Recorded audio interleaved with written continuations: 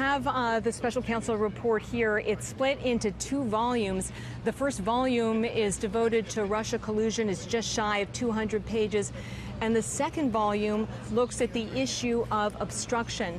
I've been able to peel through it. It's lightly redacted, and where there are redactions, there's actually a statement justifying the redactions, whether it's grand jury material or ongoing investigations. So for folks at home, it's very simplified. It will be easy to follow.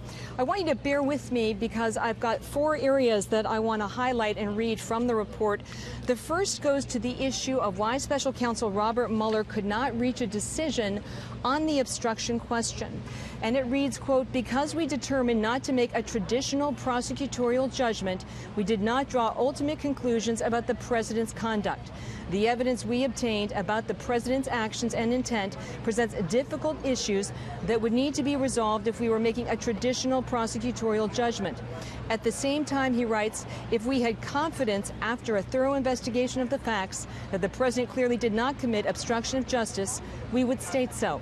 Based on the facts and the applicable legal standards, we are unable to reach that judgment. Accordingly, while this report does not conclude that the president committed a crime, it also does not exonerate him." And that phrase will be familiar to people who've been following this issue because Attorney General William Barr quoted specifically from this section when he sent the bottom line findings to Congress at the end of last month. I want to get to another section here because it goes to the issue of why there was a written question and answer session with the president, and the special counsel decided at the end of the day not to subpoena the president and force an interview. And that section reads, "We also sought a voluntary interview with the president. After more than a year of discussion, the president declined to be interviewed." Then the following section is heavily redacted, and it cites grand jury information. "Ultimately, while we believed that we had the authority and legal justification to issue a grand jury subpoena to obtain the president's testimony, we chose not to do so. We made that decision in view of the substantial delay that such an investigative step would likely produce at a late stage in our investigation. We also assessed that based on the significant body of evidence we had already obtained of the president's actions and his public and private statements describing or explaining those actions, we had sufficient evidence to understand relevant events and to make certain assessments without the president's testimony."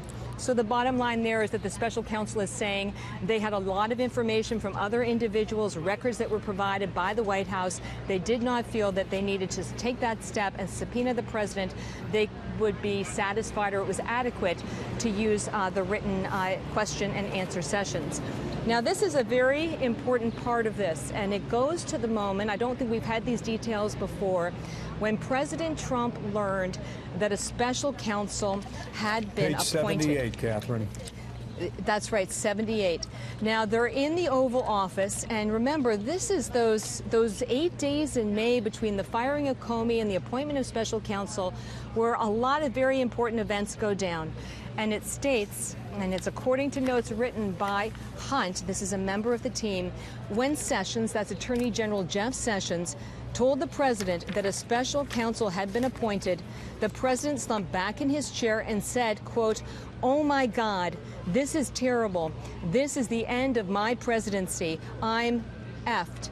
The president became angry and lambasted the attorney general for his decision to recuse from the investigation, stating, "How could you let this happen, Jeff?" The president said the position of attorney general was his most important appointment and that Sessions had, quote, "let him down," contrasting him to Eric Holder and Robert Kennedy. Sessions recalled that the president said to him, quote, "You were supposed to protect me," or words to that effect.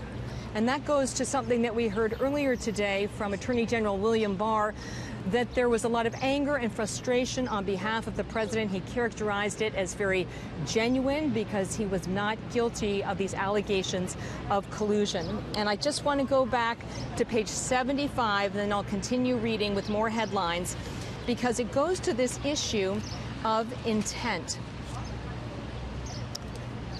The president later asked Rosenstein, that's Deputy Attorney General Rod Rosenstein, who would ultimately oversee the Russia probe once Jeff Sessions was recused, to include Russia in his memorandum and to say that Comey had told the president that he was not under investigation.